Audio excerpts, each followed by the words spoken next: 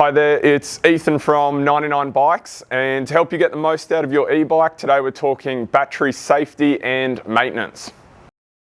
E-bike battery safety, if you've just finished the ride, allow the bike about 30 minutes, the battery to cool off before you connect the charger. This is to help prolong the life of that battery. The next thing to remember is when you're charging the bike, it's important to only ever use the correct manufacturer recommended charger. Although some chargers will look really similar, they can charge at different voltages and this can cause some damage to the battery.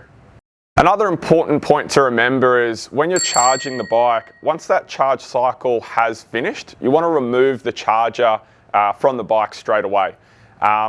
In the unlikely event there was a fault with that charger, the bike would continue to charge and this would degrade the batteries further and also pose a potential safety risk.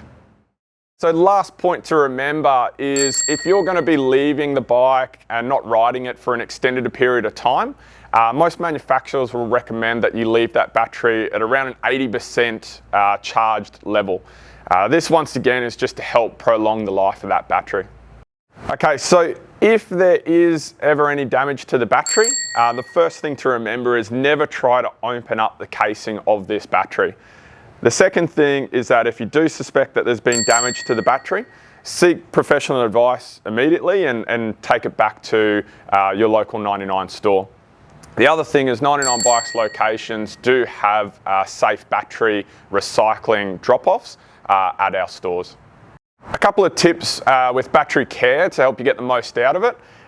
The first one is before you go riding, just double check that that battery is nice and secure in the frame and can't come out.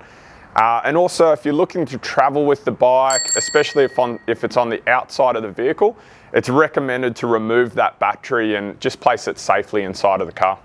The next thing to remember is you want to avoid leaving that battery in direct sunlight to avoid it overheating. And also before you go charging the battery, just double check the manufacturer's recommended safe charging temperature zones and avoid charging when there is either extreme heat or extreme cold. And also whilst the batteries are fairly water resistant, it's not a good idea to ever submerge these and avoid using pressure washers on these sort of bikes. The last point to remember to help you get the most out of this battery is aim to recharge it before it goes completely flat. If you can do this, you're going to get a lot longer life out of the battery.